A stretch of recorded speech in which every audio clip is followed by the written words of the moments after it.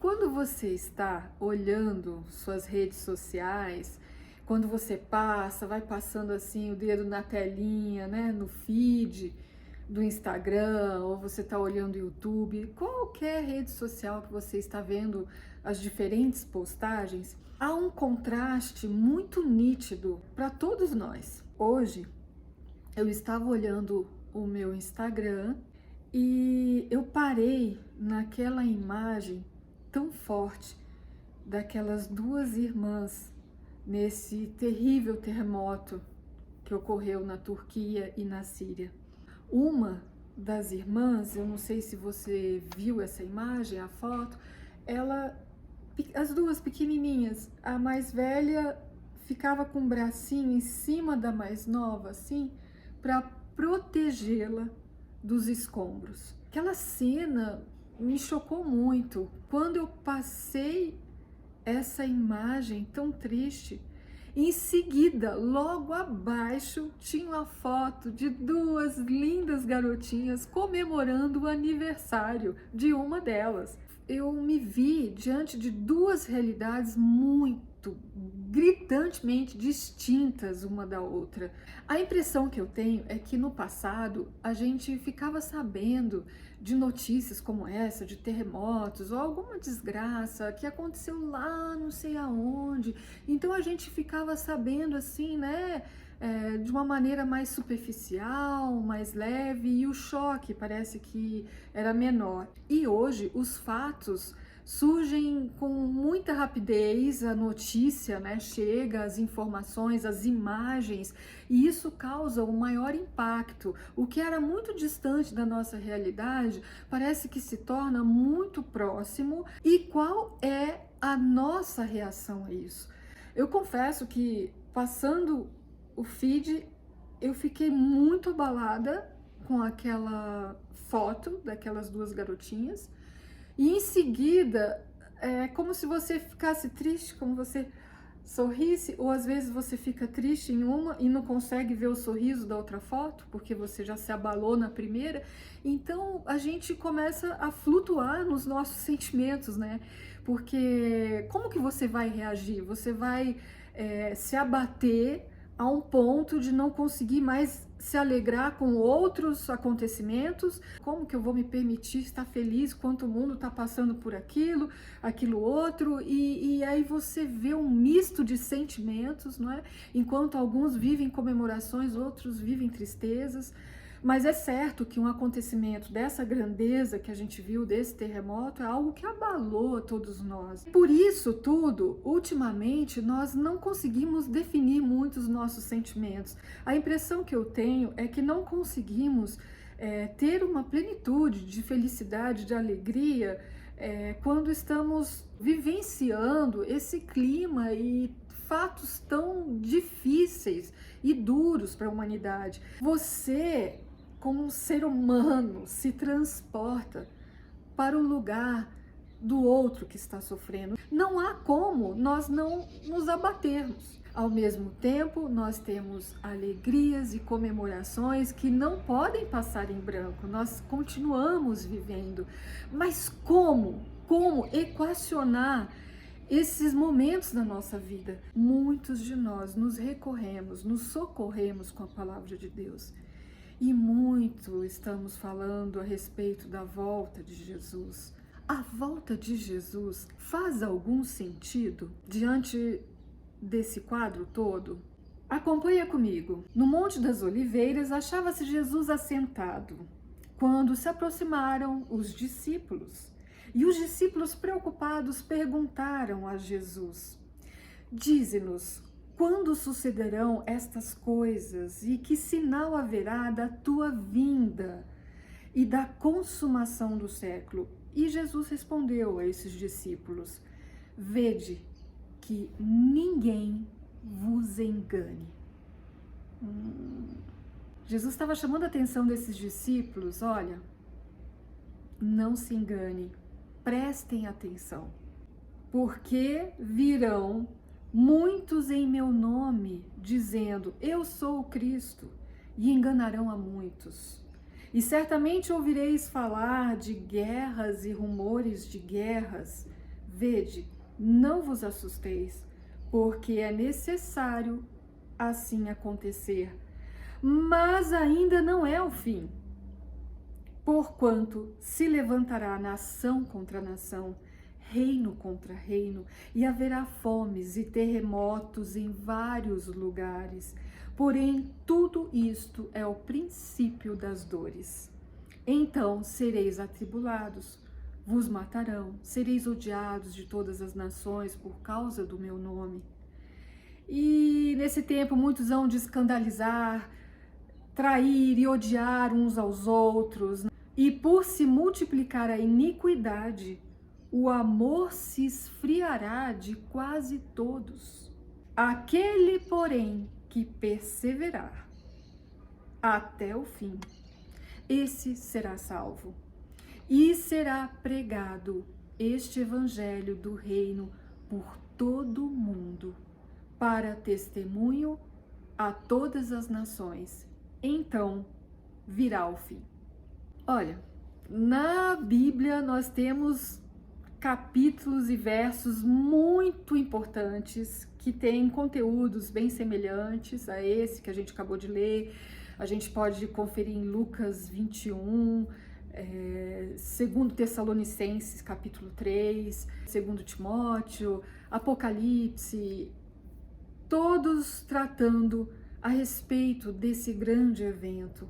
Aqui, Jesus explica aos discípulos os sinais para eles ficarem atentos, para que não fossem enganados. E você pode pensar, poxa, Noemi, mas desde sempre esses sinais aconteceram. Quantas pessoas não se passaram por mensageiros de Cristo, quiseram tomar o seu lugar? Na história, a gente pode pontuar muitos nomes, e até hoje acontece. Quantas nações já não se levantaram contra outras nações, quantos terremotos, não é? Isso sempre aconteceu, mas nós precisamos ter uma visão do todo, não tão pontual assim.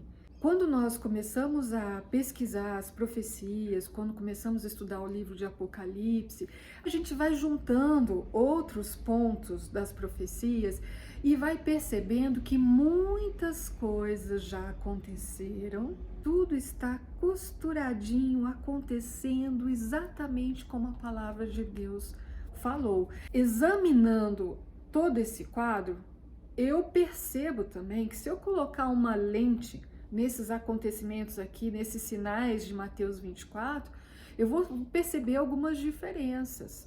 Por exemplo, quando que a gente vivenciou uma pandemia como a do Covid? Todos os cuidados, toda a preocupação, toda a pesquisa em relação a esse vírus rodou o mundo inteiro.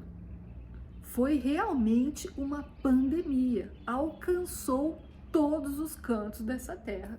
Você já tinha visto algo semelhante a isso?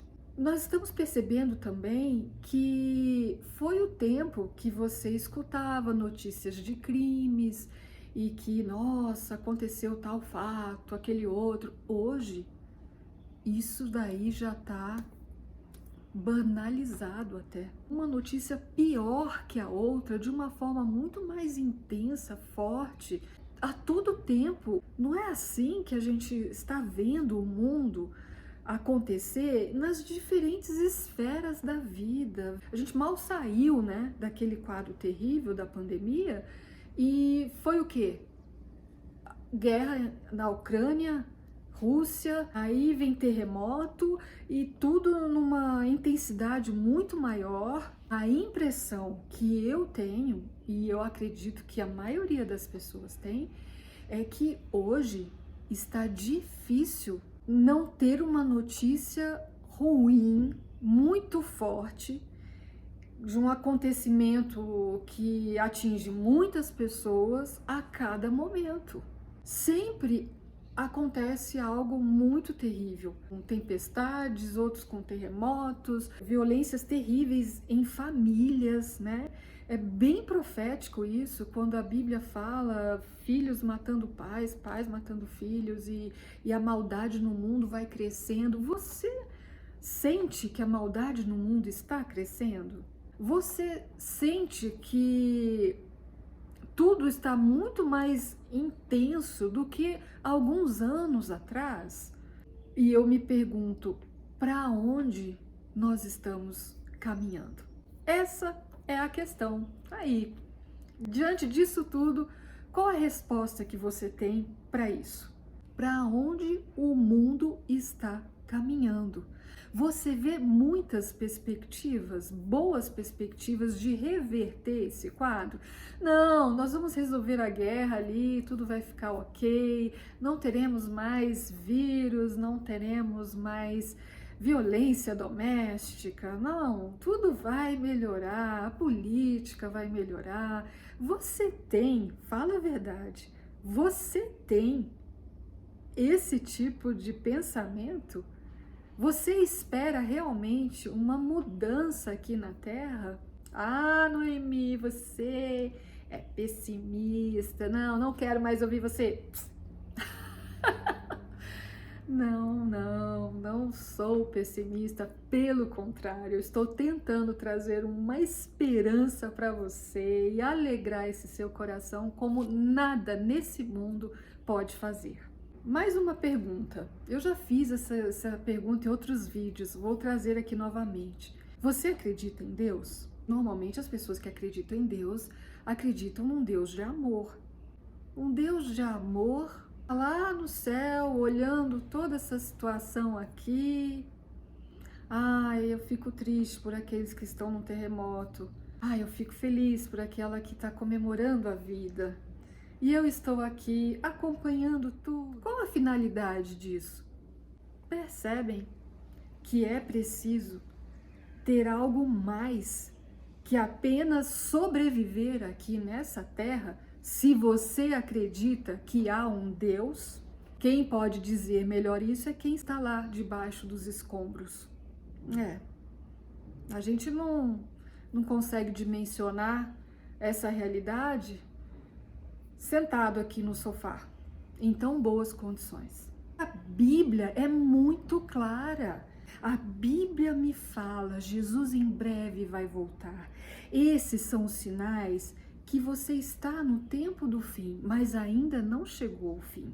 Vai acompanhando, vai olhando, vai estudando a Bíblia para você entender. O que nos chama a atenção é que no finalzinho aqui do verso que a gente leu, e por se multiplicar a iniquidade, o amor se esfriará de quase todos.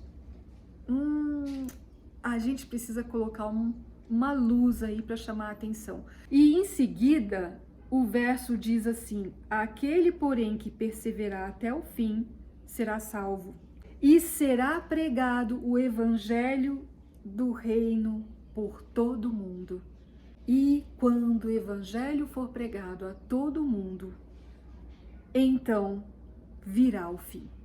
A Bíblia me diz que o sinal final de tudo que você pode dizer, Jesus está voltando mesmo, tá ali, é quando todas as pessoas souberem do seu amor, do seu plano da salvação e tomarem uma decisão em suas vidas. Muitas pessoas não conhecem ainda o amor de Deus. É por isso que eu estou aqui, estou falando, estou fazendo a minha parte. Eu oro muito a Deus e peço que Ele me ajude, me capacite a falar do amor dEle para quem quiser ouvir. Nessa vida, eu faço a minha oração, peço a Deus a sua proteção, estudo a palavra de Deus, porque eu sinto muito a necessidade de Deus na minha vida, porque, caso contrário, eu não tenho estrutura emocional, espiritual, nada, física, eu não tenho estrutura para suportar esse mundo. Eu vou dizer isso a você, eu não sei o que seria de mim sem o meu Deus diante desse mundão. o meu modo de encarar esses diferentes fatos da vida, desde um terrível até um alegre, é sempre colocando tudo nas mãos de Deus, agradecendo pelos momentos felizes, clamando a Deus pelas tristezas da vida para que Ele intervenha nos momentos mais difíceis.